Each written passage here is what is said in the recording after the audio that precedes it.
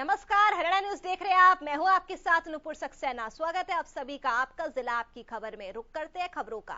CM Manohar Lal ने सिरसा को करोड़ों की विकास कार्यों का तोहफा दिया है। मुख्यमंत्री मनोहर लाल ने 368 करोड़ की 38 विकास कार्यों का उद्घाटन और शिलान्यास किया।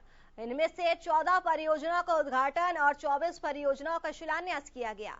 वह इस कार्यक्रम में पहुंचने पर बीजेपी के वरिष्ठ नेता गोविंद कांडा ने सीएम मनोहर लाल का स्वागत किया। इस दौरान सीएम ने शहीद निशान सिंह के परिवार से मुलाकात की और उनके गांव के स्कूल का नाम शहीद निशान सिंह के नाम पर करने का भी ऐलान किया। मुख्यमंत्री ने यहां पर कहा कि स्थानीय निकाय और ग्राम पंचायत चुनाव को लेकर चुनाव आयोग तैयारी कर रहा है। उन्होंने कहा कि जून में निकाय चुनाव हो सकते हैं। वहीं निकाय चुनाव में गठबंधन के साथ चुनाव लड़ने के सवाल पर मुख्यमंत्री ने कहा कि दोनों पार्टियों के संसदीय बोर्ड इस पर फैसला लेंगे।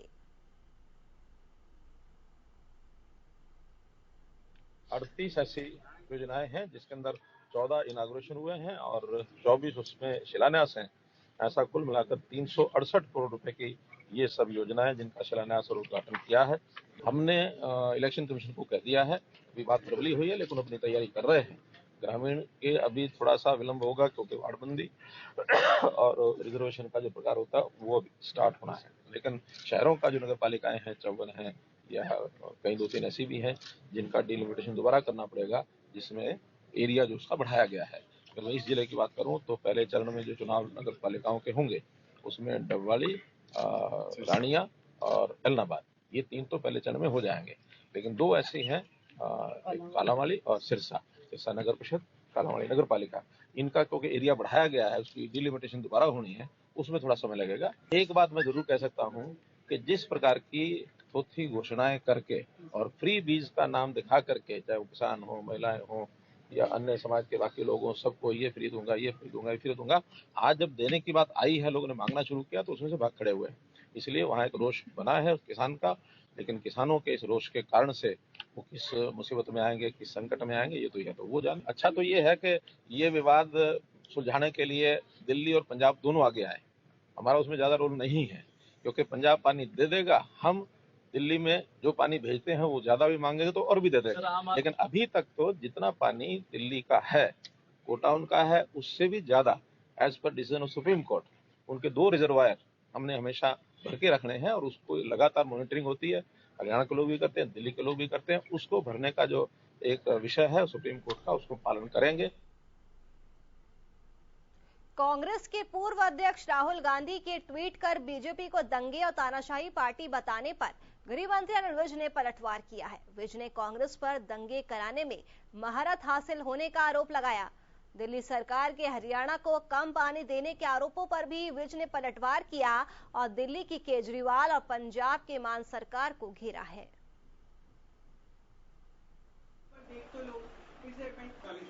दंगे कराने में तो कांग्रेस की एक्सपर्टाइज है।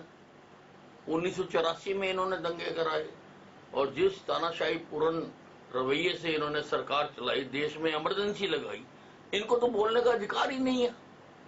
कैसे कह सकते हैं ये?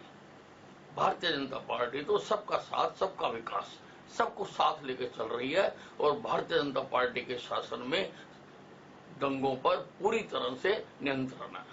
हम पूरा पानी जितना माननीय उच्चतम न्यायालय ने दिल्ली के लिए तय किया हुआ है, हम उतना पानी दिल्ली को दे रहे हैं।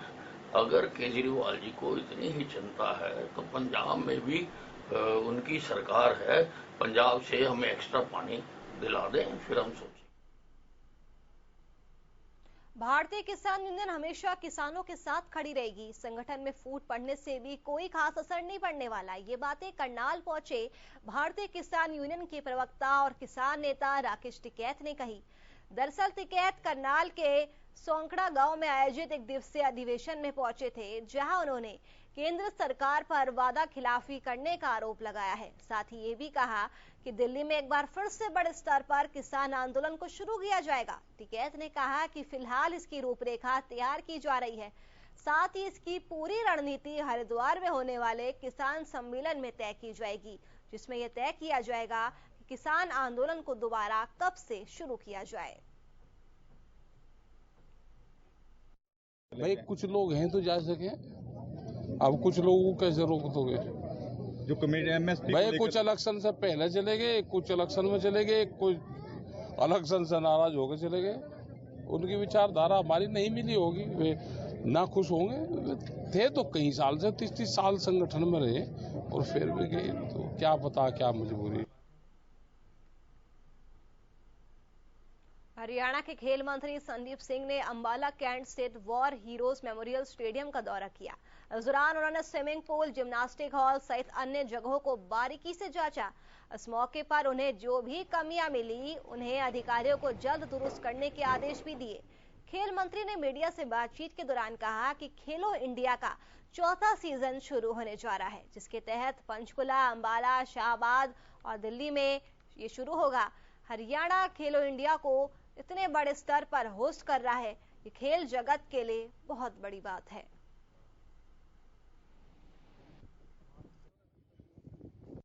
खेलो इंडिया का चौथा जो पंचकुला, अंबाला, शाहबाद और दिल्ली में हो रहा है, और अंबाला में जिम्नास्टिक और स्विमिंग जो है वो हम यहाँ पर करवा रहे हैं। 4 तारीख से इसका उद्घाटन होगा और छोटी छोटी चीज़ें जो हैं वो चेंजिंग करने वाली जो आई हैं, इसीलिए दौरा आज जो रखा है, क्योंकि अभी अगर हम देखें आज 18 तारीख है, 12 इस महीने के और 3 दिन अगले महीने के, तो 15 दिन बाकी हैं।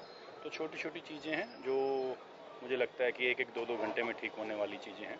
वो शाम तक जो हैं वो जिम्नेजियम हॉल जो है इसके अंदर, बाकी स्विमिंग पूल रेडी है। पलवल के जिला बाल संरक्षण कार्यालय के एक अधिकारी की तरफ से कार्यालय की महिलाओं के साथ अभद्र व्यवहार और गलत शब्दों का इस्तेमाल करने का मामला सामने आया है। कार्यालय की महिलाओं ने इस मामले की शिकायत महिला आयोग की चेयरमैन रेणु भाटिया से की। मामले को संज्ञान में लेते हुए रेणु भाटिया ने आरोपी के खिलाफ एफआईआर दर्ज करवाई है और आरोपी को पुलिस के हवाले किया है।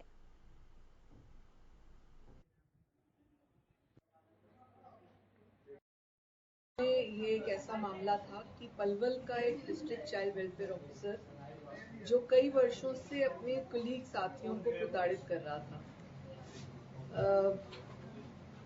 1-2 बार कंप्लेन पहले भी आई, लेकिन उसने अपना एक सपोर्ट बनाया था कि मेरे को आप दोनों पक्षों को सुनिए तो फैसला लीजिए। यानी जो इसने अभद्र शब्दों का इस्तेमाल अपने कुलीग महिलाओं के साथ किया, मतलब 1 नहीं 2 नहीं 7-8 महिलाओं के साथ जाति सूचक शब्द भी इस्तेमाल किए।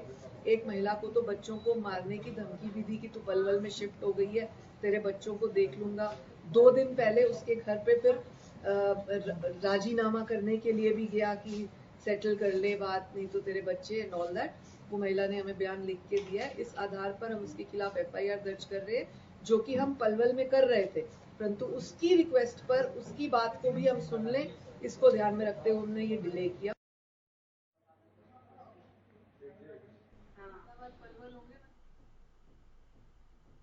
सोहना स्कूल अपग्रेडेशन की मांग को लेकर दमदमा गांव में पिछले 15 दिनों से सड़क किनारे टेंट के नीचे बैठकर पढ़ाई कर रहे कक्षा 9वीं से 12वीं तक के छात्र छात्राओं की मांग जल्द पूरी हो जाएगी। यानी कि अब दमदमा गांव के छात्र छात्राएं टेंट के नीचे बैठकर नहीं बल्कि ऑनलाइन माध्यम से पढ़ाई करेंगे। जिला शिक्षा अधिकारी बुधवार को स्कूली छात्र छात्राओं के बीच पहुंची और सड़क किनारे पढ़ाई कर रहे बच्चों और उनके अभिभावकों के साथ बैठक की। बैठक के दौरान उन्हें जल्द ही स्कूल अपग्रेड होने का आश्वासन दिया गया, जिसके बाद बच्चों के अभिभावकों और ग्रामीणों ने टेंट के नीचे से स्कूली बच्चों को हटा दिया है।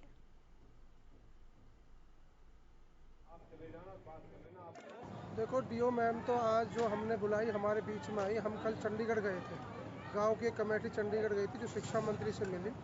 शिक्षा मंत्री ने जो हमें आश्वासन दिया वो पूरा 100 के 100% आश्वासन दिया। जो हमारी फाइल प्रोसेस में है उसको बहुत जल्दी अपग्रेड कर दिया जाएगा। मैडम डीओ मैडम तो आज बच्चों को साथ साझा होने आई, जिन बच्चों को जो धरने प्रदर्शन में 15 दिन से बैठे थे उनको आज उठा के उनकी ऑनलाइन क्लासेस कल से शुरू कर दी जाएंगी। हमें भरोसा है कि हमारा स्कूल जल्दी ही अपग्रेड हो जाएगा। जरा फाइल प्रोसीजर के हिसाब से ही चल रही है। उन्होंने आश्वासन दिया कि जल्दी से जल्दी आपका स्कूल अपग्रेड हो जाएगा, आपकी जो मांग है वो पूरी हो जाएगी। अंबाला में राशन के सरकारी डिपो में सोशल ऑडिट न करने का मामला सामने आया है। बता दें कि अंबाला में सभी राशन डिपो के ऑडिट पिछले 2 सालों से नहीं किए जा रहे हैं। इस मामले में जिला खाद्य अधिकारी निशांत राठी ने बताया कि विभाग की तरफ से ऑडिट करने के आदेश आ चुके हैं, जिसको लेकर सभी फूड इंस्पेक्टर को रिपोर्ट बनाने को कहा गया है। वहीं अगले 10 दिनों में जिले के सभी 356 राशन डिपो को ऑडिट कर दिया जाएगा।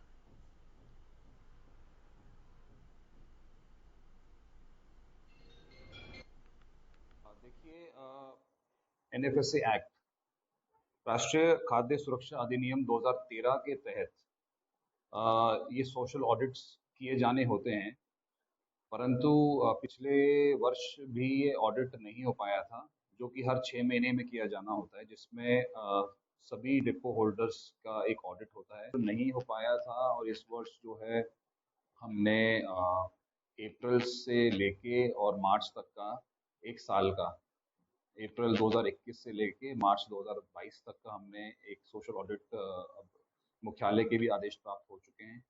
तो हमारे अम्बाला ज़िले में 356 जो डिपो होल्डर्स हैं, इनका सोशल ऑडिट किया जाएगा। पानीपत में राज्य चौकसी ब्यूरो की तरफ से बड़ी कार्रवाई की गई है। विजिलेंस टीम के इंस्पेक्टर सुमित कुमार ने किसान की शिकायत के आधार पर 24,000 की रिश्वत लेते हुए रंगे हाथों पटवारी को गिरफ्तार कर लिया है। इंस्पेक्टर की तरफ से टोल फ्री नंबर भी जारी किए गए। सुमित कुमार ने जानकारी देते हुए बताया कि अगर कोई सरकारी कर्मचारी किसी भी आमजन से काम के बदले में रिश्वत की डिमांड करता है तो वे टोल फ्री नंबर पर शिकायत कर सकते हैं। दी थी तहसीलदार साहब को, जो कि मार्क होके हमारे हल्का पटवारी जितेंद्र कुमार के पास वो मार्क होके आई हुई है। और जितेंद्र कुमार में से खेवट अलग करने की एवज में 24,000 रुपए की डिमांड कर रहे हैं। जो कह रहा है कि कंप्लेनेंट कह रहे हैं हमें कि भाई मैं उसको रिश्वत नहीं देना चाह रहा और मैं उसको रंगे हाथ पकड़वाना चाह रहा, जिस पे हमने अपना ड्यूटी मजिस्ट्रेट को नियुक्त करवाया डीसी साहब की परमिशन लेके, और उस पर फौरी तौर से रेड की गई, जिसको रंगे हाथों हमने पैसे लेते हुए पकड़ लिया।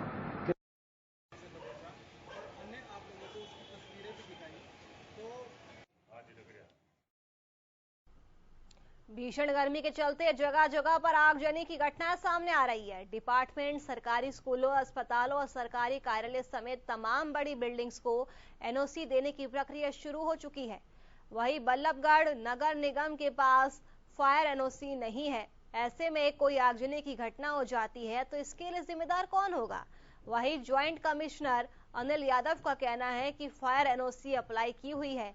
अगर इस बीच कोई आगजनी की घटना हो जाती है तो इसका सीधा खामियाजा आम जनता को ही भुगतना पड़ेगा, क्योंकि अधिकारियों की तरफ से दावे किए जा रहे हैं कि आगजनी का सामान पूरी तरीके से नगर निगम के अंदर रखा हुआ है, लेकिन हकीकत तो कुछ और ही बयां कर रही है।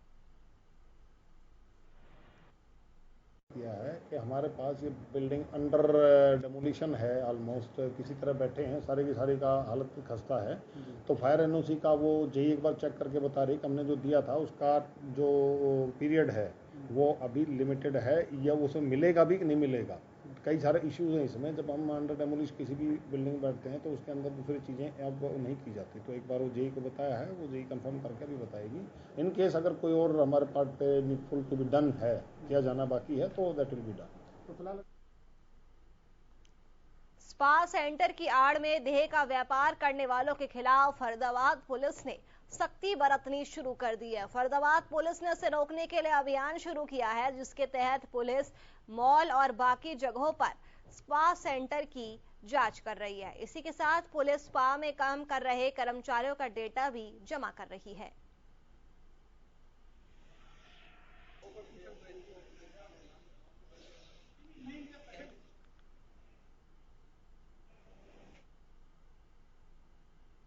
गुरुग्राम के नगर निगम के चीफ इंजीनियर के साथ मारपीट का मामला सामने आया है। चीफ इंजीनियर ठाकुर लाल शर्मा ने गुरुग्राम निगम पार्षद ब्रह्मा यादव पर मारपीट और अभद्र भाषा प्रयोग करने का आरोप लगाया।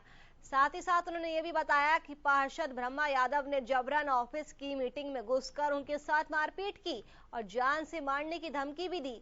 इसी के साथ इंजीनियर ठाकुर लाल शर्मा ने ब्रह्मा यादव के खिलाफ सदर थाने में शिकायत दर्ज कराई है। उसने इतने बदतमीज, उसको पता नहीं किसने इतना राइट दे दिया भाई बकवास करने का। भाई जैसे उसको, मतलब मैं अपनी शब्दों से मैं उस बात को मैं अपने मुंह से कह भी नहीं सकता। उसने इस तरह की जो मेरे को गाली दी, उसने ये दी, उसने तो मतलब यहाँ तक कहा भी मैं यहाँ से नहीं, आपको गुड़गांव नहीं, मैं दुनिया से ही मिटा दूंगा आपको। मतलब उसको किसने, जबकि मैंने उसको एक शब्द मैंने केवल ये कहा था उसको कि भाई आपका कोई नहीं, अभी आपकी सुनते हैं। बोला नहीं हमारे पास इतना समय नहीं है।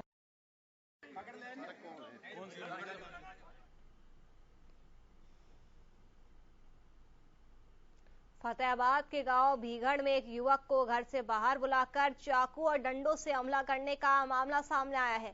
मामले के बाद घायल युवक को तुरंत पास के अस्पताल में भर्ती कराया गया। वही घटना के बाद आरोपी मौके से फरार हो गए। इसी के साथ मामले की सूचना पुलिस को भी दे दी गई है।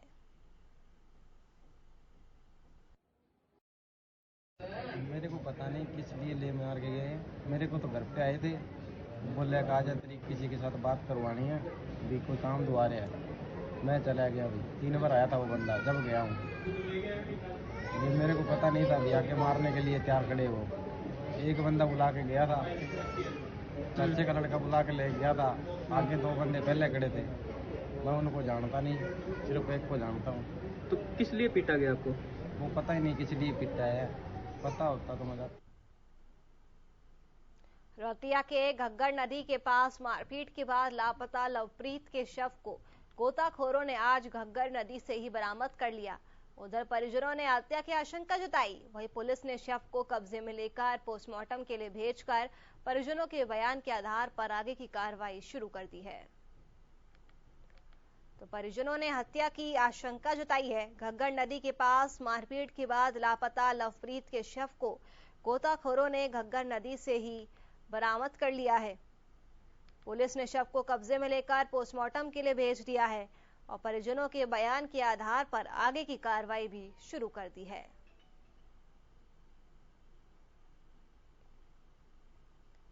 बहादुरगढ़ के देखोरा गांव के ग्रामीणों ने पंजाब नेशनल बैंक शाखा की शिफ्टिंग से नाराज होकर बैंक पर ताला जड़ दिया है। दरअसल गांव के बैंक की इस ब्रांच में पैसों का लेन देन कम संख्या में होता है, इसलिए बैंक घाटे में चल रहा है। पंजाब नेशनल बैंक ने घाटे में चल रही बैंक ब्रांच को गांव से 5 किलोमीटर दूर दूसरे गांव में शिफ्ट कर दिया है, जिसको लेकर ग्रामीण भी नाराज चल रहे हैं। ग्रामीणों ने चेतावनी देते हुए कहा है कि किसी भी कीमत पर इस बैंक की ब्रांच को शिफ्ट नहीं होने देंगे।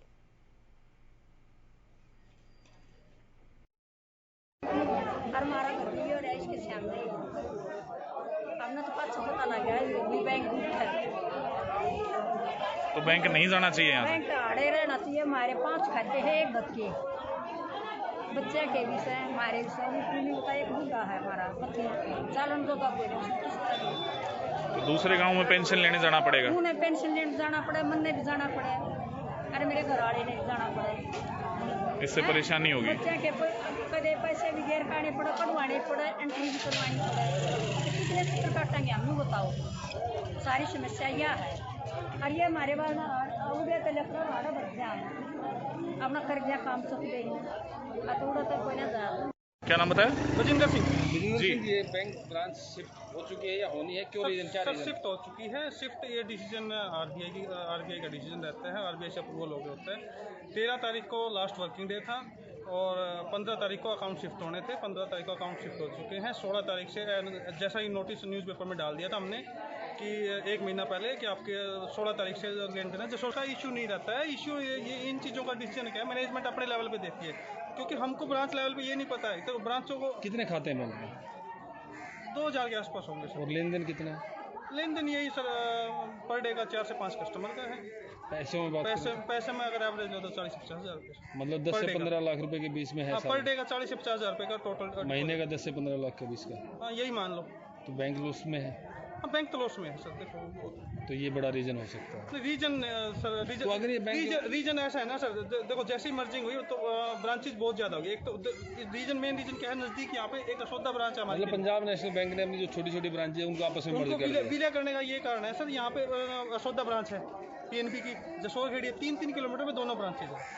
अच्छा, तो दोनों ब्रांचेज हैं, तो इनकी पेंशन का समाधान कैसे होगा फिर? सर पेंशन का समाधान LDM साहब ने जैसे बोल दिया है कि हम जल्दी से ये कर देंगे कि पेंशन के लिए बुढ़ों को कोई तकलीफ नहीं होगी, बैंक इसके लिए अपना कोई एजेंट देगा या कैसे भी करेगा, तो यहाँ पे पेंशन गाँव में ही दिलाई जाएगी, बुढ़ों को कोई किसी तरह की तकलीफ नहीं होगी। अभी समस्या ये है, हमारे गांव में टोटल 1500 खाते हैं, 1500 खाते हैं और बैंक यहाँ से जा रहा है। और सिर्फ लड़ाई क्या है मैनेजर की और जिसमें घर में बैंक उनकी लड़ाई आपस में, और गांव को नुकसान उठाना पड़ रहा है इस लड़ाई का। ये 17 करोड़ लेन देन हमारे बैंक में है। अब हमने बोले भाई पैसे को दिक्कत है, हम और पैसे जमा करवा दें, खाते मैनेजर खोल नहीं रहा तो सुरखड़ी ट्रांसफर कर रहा है खाते। फिर हमने डॉक्टर रवि शर्मा के सांसद के पास गए, उन्हें आश्वासन दिया ताकि ये बैंक को रुकवा देंगे। हम सारी पर्ची ले रहे, सारी लिस्ट ले रहे हैं, पूरा गांव एक हो गया। फिर ये कल बोले हम बैंक लेके जा रहे हैं, फिर हमने आज बैंक का ताला लगा दिया, हम सामान ही जाने देंगे। हमने बल्लभगढ़ की सुभाष कॉलोनी की डिस्पेंसरी के हालात बदतर हो चुके हैं। पिछले 12 सालों से किराए की जगह में चलाई जा रहा हेल्थ सेंटर में स्टाफ तक के लिए बैठने की कोई भी जगह नहीं है और ना ही मरीजों के लिए सुविधाएं हैं, जिसके चलते स्टाफ नर्स के साथ साथ इलाज कराने आए लोग भी काफी ज्यादा परेशान हो जाते हैं। वही उच्च अधिकारियों को शिकायत करने के बावजूद भी कोई संज्ञान नहीं लिया गया। अब अर्बन प्राइमरी हेल्थ सेंटर के स्टाफ ने मीडिया का दरवाजा खटखटाया है ताकि सरकार तक उनकी आवाज पहुंच सके और उन्हें यहाँ व्यवस्था और सही जगह मिल सके। वहीं डिस्पेंसरी में कार्यरत महिला डॉक्टर ने बताया कि अर्बन प्राइमरी हेल्थ सेंटर कुछ समय पहले पॉलीक्लिनिक में तब्दील कर दिया गया है, जिसको लेकर प्रशासन से गुहार लगाई गई है कि जल्द से जल्द उनको बेहतर सुविधा दी जाए। दवाइयाँ मिल रही हैं यहाँ पे सही तरीके से मिलती हैं, सारी दवाइयाँ मिल जाती हैं। व्यवस्था कैसी है? अच्छा लगता है यहाँ करके डिस्पेंसरी में? साफ सफाई कैसी है? साफ सफाई या कमरे की व्यवस्था, बैठने की व्यवस्था है या कुछ? नहीं, जो हमारे पास जैसी भी सुविधा हमारे पास पर्टिकुलर अवेलेबल है वो हम लोग उनको अच्छे से दे रहे हैं, लेकिन जो सुविधाएं हमें प्रॉपर तरीके से आगे देनी है ना, तो उस हिसाब से दवाइयाँ कुछ कम पड़ जाती हैं। ये पहले अर्बन सेंटर था, urban primary health centre Subhash colony, अब ये पॉलीक्लिनिक बन चुका है, जहाँ पे हर हफ्ते स्पेशलिस्ट आते हैं, जनरल सर्जन है, पीडियाट्रिशियन है, डेंटल है, गायनी है, तो अब पॉलीक्लिनिक बन चुका है। ये डिस्पेंसरी जो चल रही है, यानी पॉलीक्लिनिक जो चल रहा है, कितने कमरे हैं और ये क्या सरकारी जगह में या फिर प्राइवेट जगह में, और कब से है ये प्राइवेट जगह में है और बहुत साल हो गए हैं, लगभग मुझे भी अंदाजा नहीं है, मैं भी 12 साल लगभग हो गए हैं। और इसमें कमरे 4-5 हैं, जिसमें किचन को भी एक लैब की तरह बना दिया गया है, तो टोटल मिला के 4-5 कमरे ही है हमारे पास। कितनी व्यवस्था हो रही है? स्टाफ की बात करें जाए या फिर मरीजों की जो बात की जाए? हाँ, स्टाफ को भी दिक्कत रहती है, जगह कम होती है, पेशेंट्स को भी बैठने की इतनी जगह नहीं है, आप देखी भी होगी बाहर इतनी जगह है नहीं पेशेंट्स के बैठने के भी। रूम में भी अब डॉक्टर्स पॉलीक्लिनिक मेरे साथ ही मेरे केबिन में बैठ रहे हैं, तो थोड़ी जगह की दिक्कत तो है।